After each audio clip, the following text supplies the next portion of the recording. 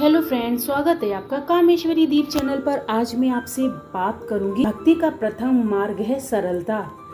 सरलता से भगवान को पाया जा सकता है। तो आइए जानते हैं कैसे एक भोले भाले भक्त ने अपने प्रभु श्री राम और माता सीता जी से रसोई बनवाई। कैसे भगवान राम उस लड़के की सरलता पर रीझ गए। एक आलसी और भोला भाला लड़का था आनंद। दिन भर कोई काम नहीं करता, बस खाता ही रहता और सोता रहता। घर वालों ने कहा, चलो निकलो घर से। घर में कोई काम धाम तो करते नहीं हो, दिन भर पड़े रहते हो। वह घर से निकलकर यूं ही भटकते हुए एक आश्रम में पहुंचा। अब वहां उसने देखा कि एक गुरुजी हैं, उनके शिष्य कोई काम नहीं करते, बस मंदिर में ही पूजा करते हैं। उसने मन में सोचा कि ये बहुत बढ़िया है, कोई काम धाम नहीं करना है, बस पूजा ही तो करनी है। गुरुजी के पास जाकर पूछा, क्या मैं यहाँ रह सकता हूँ? गुरुजी बोले, हाँ हाँ, क्यों नहीं, मैं कोई काम धाम नहीं कर सकता गुरुजी। गुरुजी ने कहा, कोई काम नहीं करना है, बस पूजा ही करनी होगी। आनंद बोला, ठीक है, वह तो मैं कर लूंगा। आनंद आश्रम में ही रहने लगा। वह कोई काम धाम नहीं करता, दिन भर खाता रहता और प्रभु भक्ति में भजन गाते। सोचने लगा, कोई काम धाम नहीं करना, बस सारा दिन खाते रहो और प्रभु भक्ति में भजन गाते रहो, ये तो बहुत बढ़िया है। ऐसे ही महीना भर हो गया। फिर एक दिन आई एकादशी। उसने रसोई में जाकर देखा कि खाने की कोई तैयारी नहीं थी। उसने गुरुजी से पूछा, आज खाना नहीं बनेगा?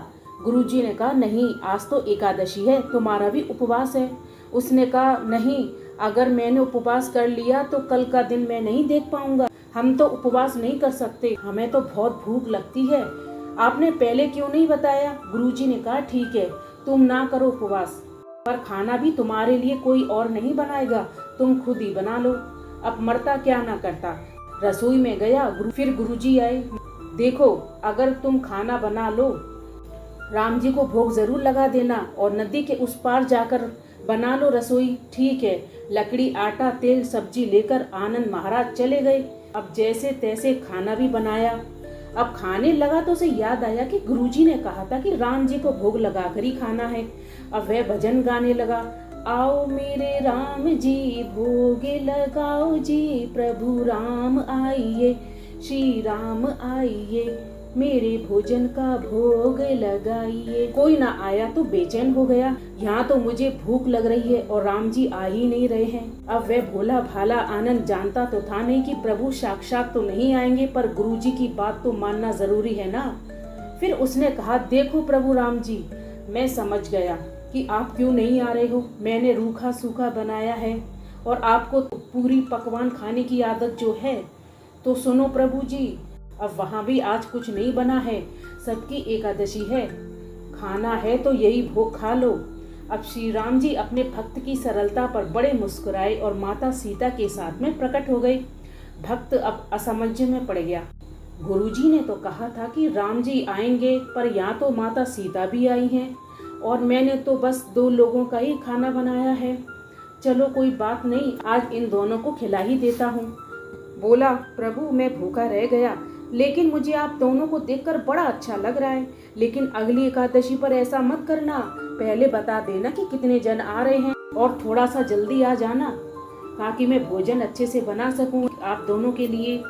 अब राम जी उसकी बात पर बड़े ही मुंदित हो गए और मुस्कुराने लगे और प्रसाद ग्रहण करके वहाँ से चले गए। अगली एकादशी पर आनंद सब कुछ भूल गया। उसे लगा प्रभु ऐसे ही आते होंगे और प्रसाद ग्रहण करते होंगे।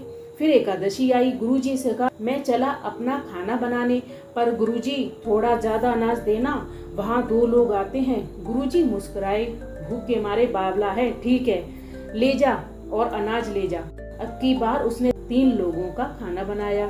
फिर गुहार लगाई, प्रभु राम आइए, सीता राम आइए, मेरे भोजन को भोग लगाइए।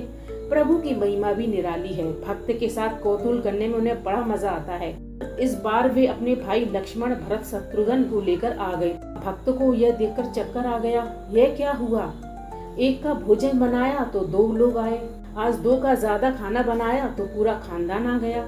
लगता है आज भी भूखा ही रहना पड़ेगा। सबको भोजन लगाया और बैठे बैठे देखता रहा। अनजाने में ही उसकी एकादशी हो गई। फिर अगली एकादशी आने से पहले गुरुजी से कहा, गुरुजी, ये आपके प्रभु राम जी अकेले क्यों नहीं आते हैं? हर बार कितने सारे लोग ले आते हैं, इस बार अनाज ज्यादा देना। गुरुजी को लगा कि कहीं ये अनाज बेचता तो नहीं है, देखना पड़ेगा। भंडार में जाकर उन्होंने कहा कि जितना अनाज इसको चाहिए दे दो, और छुपकर उसे देखने चल पड़े पीछे पीछे।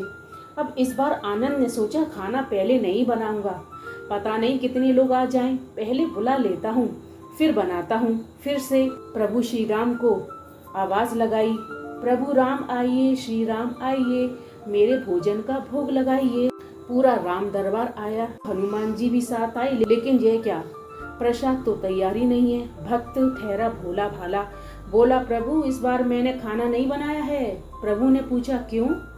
बोला मुझे मिलेगा तो है नहीं, फिर क्या फायदा बनाने से, आप ही बना लो और खुद ही खा लो। अब राम जी मुस्कुराए, सीता माता भी गदगद हो गईं यह सुनकर।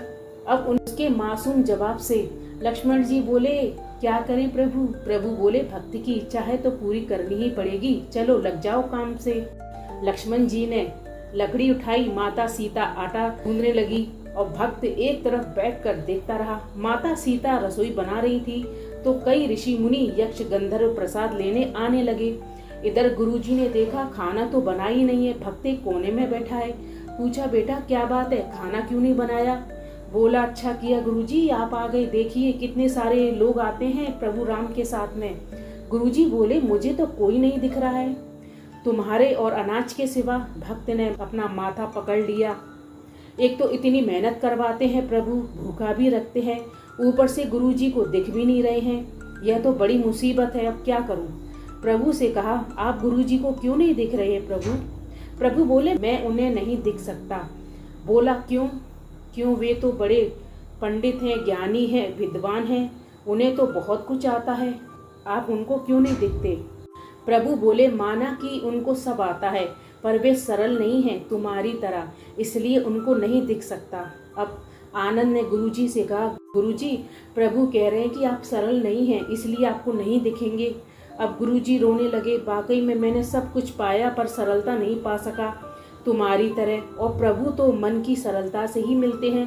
प्रभु प्रकट हो गए और गुरुजी को भी दर्शन दिए। इस तरह एक भक्त के कहने पर प्रभु ने रसोई भी बनाई।